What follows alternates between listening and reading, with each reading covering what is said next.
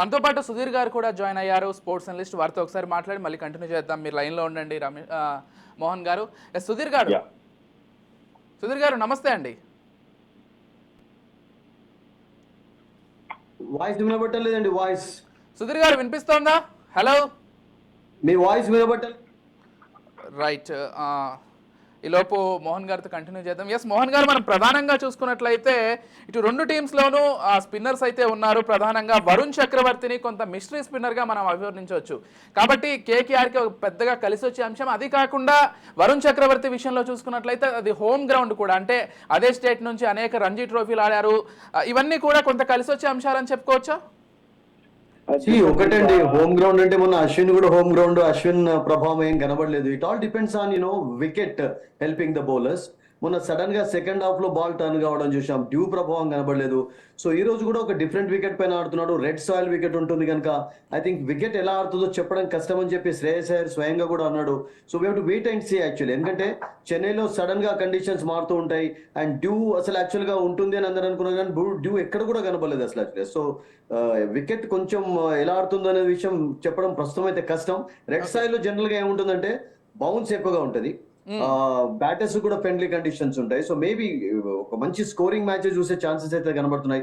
But spinners ప్రభావం అనేది unless ఒక ఒక 5-6 ఓవర్స్ ఆట అయినంత వరకు చెప్పడం చాలా కష్టం అండి. Well, coming to SRH batsmen విషయంలో చూసుకున్నట్లయితే మిడిల్ ఆర్డర్లో ఒక చేంజ్ ఉండే అవకాశం ఉందంటూ కూడా జరుగుతోంది ప్రచారం. అంటే ప్రధానంగా దానికి సంబంధించి ఫిలిప్స్ని రంగంలోకి దింపే అవకాశం ఉంది అని కూడా చెప్పుకుంటున్నారు. అంటే మంచి బ్యాట్స్మెన్ అయినప్పటికీ ఈసారి సీజన్లో పెద్దగా ఉపయోగించుకున్నటువంటి క్రమం.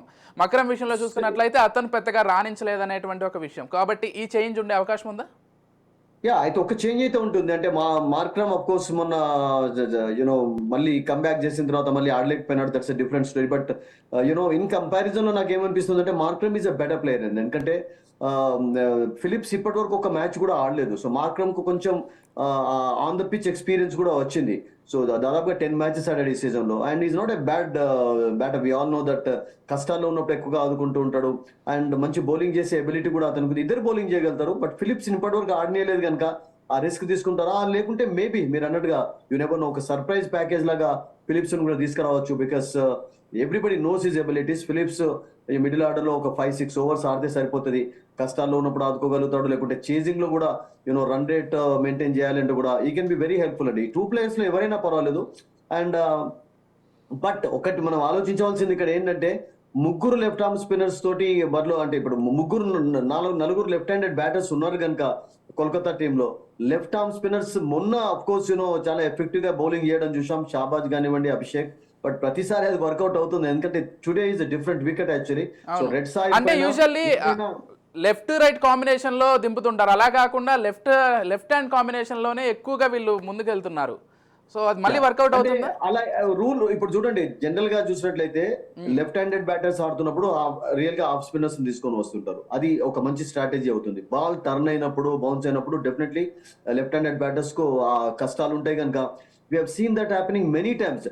అంటే ఫస్ట్ ఓవర్ లో గేల్ లాంటి బ్యాటర్స్ ఉన్నప్పుడు, హేడెన్ లాంటి బ్యాటర్స్ ఉన్నప్పుడు ఆఫ్ స్పిన్నర్స్ హర్భజన్ బౌలింగ్ చేయడం, అశ్విన్ బౌలింగ్ చేయడం, ఫస్ట్ ఓవర్ లోనే ఫస్ట్ బాల్ కూడా వాళ్ళని వికెట్ తీసుకున్నటువంటి ఎగ్జాంపుల్స్ చాలా కనబడాయి. మనం చూసాం హెడ్ ను ఒకసారి మ్యాక్స్వెల్ ఎలా అవుట్ చేశాడు ఆర్సీబీ ప్లే ఆఫ్ మ్యాచ్ లో చూసాం కదా. సో అలా జరుగుతుంటుంది.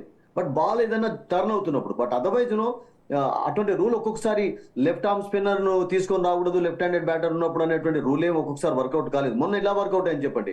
మన లెఫ్ట్ ఆర్మ్ స్పిన్నర్ ఎక్కువగా లెఫ్ట్ హ్యాండెడ్ బ్యాటర్స్ ట్రబుల్ చేయగలిగారు. అంటే మనం అనుకుంటూ ఉంటాం కానీ 2020 లాంటి ఫార్మాట్ లో అంత ప్రభావం ఉండదు. Because if it's a long term match అయితే మీరు అన్నట్టుగా వన్ డే మ్యాచ్ అయితే, టెస్ట్ మ్యాచెస్ అయితే కొంచెం స్ట్రాటజీస్ డిఫరెంట్ గా ఉంటాయి కదా. బట్ షార్ట్ వర్షన్ లో ఒక్కొక్కసారి left arm spinners left handed batsmen out చేయవచ్చు and right arm spinners left handed batsmen against trouble కూడా కావచ్చు కూడా. It happens actually. Okay, yes, ఒకసారి మోహన్ గారితో మాట్లాడదాం. మోహన్ గారు చెప్పండి సార్.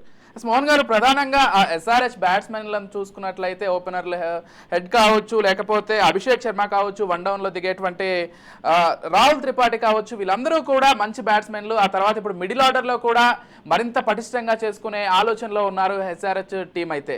కాబట్టి ఈ బ్యాటింగ్కి సంబంధించి ఎస్ఆర్హెచ్కి ఎలాంటి అంటే అనుకూలతలు ఉన్నాయి, దాంతోపాటుగా కేకేఆర్కి ఎలాంటి అనుకూలతలు ఉన్నాయి? రెండు టీమ్స్కి సంబంధించి బ్యాటింగ్కి సంబంధించి ఎలా చూడాలి మోహన్ గారు? అంటే మీరు ఇప్పుడు సుధీర్ చెప్పినలాగా ఎస్ఆర్ఎస్ టీమ్ లో ఫారిన్ ప్లేయర్స్ నలుగురు ఉన్నారండి. సో నలుగురు ఏమవుతుందంటే ట్రావిస్ హెడ్ క్లిక్ అవుతున్నాడు, క్యాలసన్ క్లిక్ అవుతున్నాడు.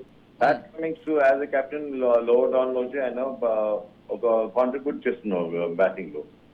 నితీష్ కుమార్ రెడ్డి ఒక మంచి బ్యాట్స్మెన్ అని, ఆయన అభిషేక్ శర్మ ఒక మంచి ప్లేయర్ అండి. వాళ్ళ కాంట్రిబ్యూషన్ బాగుంటే డెఫినెట్లీ వాళ్ళు మంచి స్కోర్ చేయవచ్చు టాస్ గెలిచి బ్యాటింగ్ తీసుకుంటే. బట్ కేకేఆర్ వచ్చి శ్రేయాస్ అయ్యర్ లాస్ట్ మ్యాచ్ లో ఫామ్ లో వచ్చును, వెంకటేష్ అయ్యర్ ఫామ్ లో వచ్చును, సునీల్ నారాయణ్ ఫస్ట్ 6 overs లో ఒక ఫ్లయింగ్ స్టార్ట్ ఒక మంచి స్కోర్ తోటి ఆయన పెర్ఫార్మెన్స్ చేస్తున్నాడు.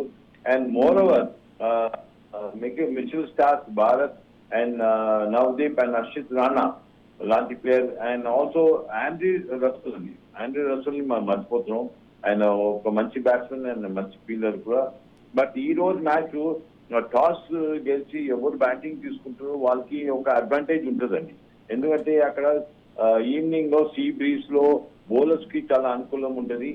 And definitely SRH will give a very good fight to KKR, because KKR ఒక ఛాంపియన్ టీమ్ లాగా వాళ్ళు ఆడుతున్నారు. బట్ ఈ రోజు మ్యాచ్ లో SRH has got a chance to upset KKR. Okay, yes.